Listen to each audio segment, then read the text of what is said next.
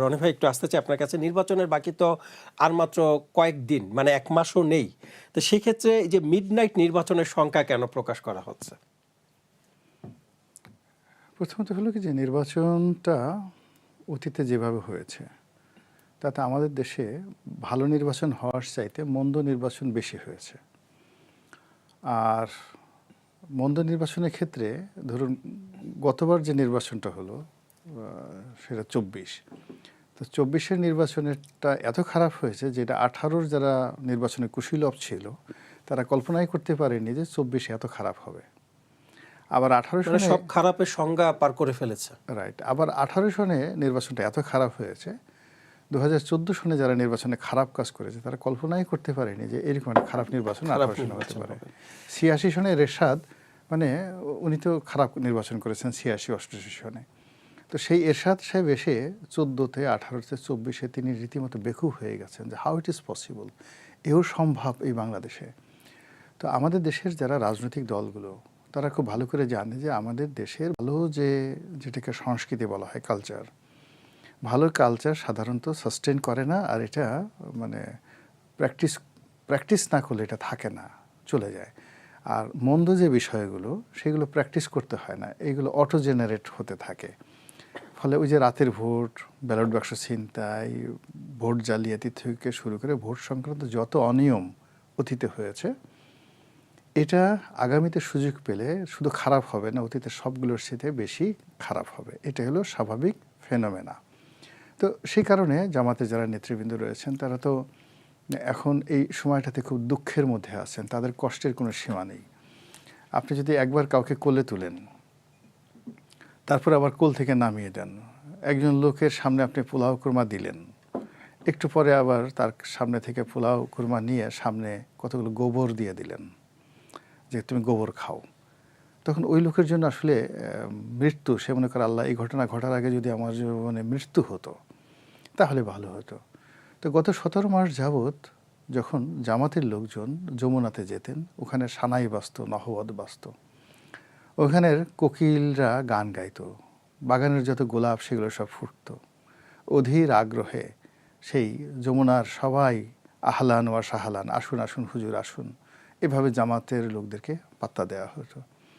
তো সেই জায়গাতে জনাব তারেক রহমান সাহেব গেলেন, তার স্ত্রী গেলেন, তার সন্তান গেলেন, এখন সপরিবারে গেলেন। সপরিবারে গেলেন। এখন জামাতের আমির তার স্ত্রীর কাছে কীভাবে মুখ দেখাবে বলেন তো, যে তুমি ১৭ মাস এত সার্ভিস দিলা, এত কিছু করলা, তো তুমি এতবার গিয়ে সেই যমুনাতে গিয়ে এত ভালো ভালো খাবার খেলে, অত সুন্দর করে একজন, মানে যে কোনো রাজদরবারে যাওয়ার মধ্যে একটা আলাদা একটা আর্ট আছে।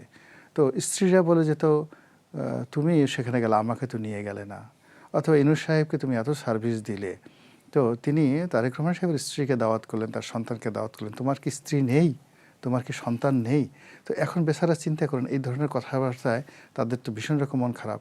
একইভাবে চরমনাইয়েরও ওই একই সমস্যা হয়ে যাবে। তো এই বিভিন্ন কারণে হলো কি আমাদের সমাজের মধ্যে না একটা ফ্রাস্ট্রেশন ছড়িয়ে পড়েছে। মানে এই ফ্রাস্ট্রেশন থেকে কি জামাতের আমিরের এমন সংখ্যা যে?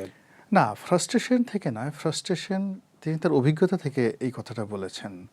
তো এই কথাটা ওনার অনেক আগেই বলা উচিত ছিল এবং উনি বলতেন, কিন্তু যেহেতু তিনি একেবারে ঘরের মানুষ ছিলেন, উনি মনে করতেন যে এই ধরনের কথা বললে ডক্টর মোহাম্মদ ইউনূসের ইজ্জত হানি হবে, তিনি বিব্রত হবেন, তার কষ্ট হবে, তিনি তার বন্ধু বা তিনি তার যে মাহবুব, সেই মাহবুবকে তিনি কষ্ট দিতে চাননি, না দেওয়ার কারণে এই কথাগুলো তিনি গোপন রেখেছেন। কিন্তু আমরা যারা মানে যারা মাহবুব নই তারা প্রথম দিক থেকে আমরা কিন্তু এই আতঙ্কিত যে এইবারের নির্বাচনে মানে নির্বাচন না হওয়ার সম্ভাবনাগুলো কী কী আছে সেগুলো বলতাম, আর নির্বাচন যদি হয় সেখানে কী কী ম্যানিপুলেশন হতে পারে, কী কী ভোট ডাকাতি হতে পারে আমরা বলে আসছি। ফলে জামাতের আমিরের মুখ থেকে, তার পবিত্র জবান থেকে এই প্রথম আমাদের মতো দুর্মুখ যারা, তাদের একটা বক্তব্য তার মুখে শোভা পেল, এজন্য তাকে আমরা স্বাগত জানাচ্ছি, আহলান ওয়া সাহালান। জি, ধন্যবাদ। আমি আসবো আপনার কাছে আরও একবার। মাহবুব ভাই, একটু আসতে চাই যে নির্বাচন যেটা বলছিলাম যে আর মাত্র কয়েকদিন বাকি, ১ মাসেরও কম সময়, এর মধ্যে যে বিগত অভ্যুত্থানে আমরা দেখেছি যে অস্ত্র লুট হয়েছে, সে অস্ত্র লুট না করে আবার দায়মুক্তি দেওয়ার একটা অধ্যাদেশও জারি করেছেন। মানে এটা কতটুকু প্রয়োজন ছিল এই সময়ের জন্য? না, প্রথম কথা যে এই যে আমরা কমপ্লেনগুলো করতেছি না, এই কি লাভ? মানে আমাদের কমপ্লেন কি কেউ শোনে? মানে এই যে বলে যাচ্ছি আর কি, হ্যাঁ, বাংলাদেশ একটা অদ্ভুত সমাজ, এখানে কমপ্লেন করার কোনো জায়গা নাই, মানে সলিড কোনো জায়গা নেই, থাকলেও আপনার এটার কোনো সুরাহা হয় না, হ্যাঁ। অথচ আমরা ট্যাক্স দিই, কিন্তু আমরা ট্যাক্স দিচ্ছি, আমার কমপ্লেন শোনা তার দায়িত্ব, হ্যাঁ। ওয়েস্টে কী হয়, ওটা ধরেন যে কমপ্লেন ফেলার জন্য এই যে আমাদের পোস্টাল ডিপার্টমেন্টের যে চিঠি ফেলার যে বক্স, ওরকম আছে বক্স, মানুষ কমপ্লেন Complaint ফেলা, এগুলো অভিযোগ বাক্স টাইম বলা টু হয় টাইম যেটাকে। এগুলো অ্যানালিসিস করা হয় এবং সেটা রেমেডি করা হয়। আমাদের এখানে এই সিস্টেমই নাই। একটু বলে নেই, মানে please. আমি একটু ছড়াই ছিটাই। আমি একবার একটা বই কুরিয়ার করতে দিচ্ছি আমার পিয়নকে, তো সে কুরিয়ার করে এসে আমাকে স্লিপটা দিচ্ছে। তাই বলে, তুমি এটা আমাকে দিচ্ছ কেন? এটা দিয়ে আমি কি করব? এইটা দিয়ে আমি বই যদি না পৌঁছায় আমি কিছুই করতে পারি, আমার কমপ্লেন করার জায়গা নাই, থাকলেও এই বই আমি পাবো না।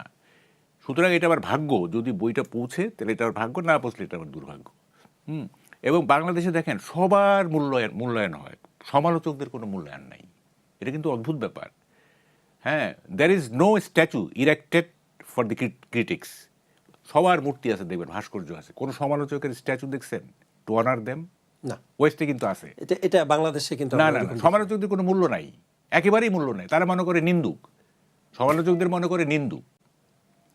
ফলে এগুলি বলে লাভটা কি? এরা বেকার, এদের কোনো কাজ নেই। কাজ নাই। আচ্ছা শুনেন, যেমন আমি তো রবীন্দ্রনাথের চেয়ে প্রমথনাথ বেশিকে বেশি মূল্য দিই, কারণ উনি রবীন্দ্রনাথকে নানাভাবে সমালোচিত করছেন, ঠিক আছে। মহিতলাল মজুমদার, এগুলো সমান মূল্য পায় আমার কাছে। আচ্ছা যাই হোক, দেখেন এই যে অস্ত্র না, এইটা কেন উদ্ধার হচ্ছে না?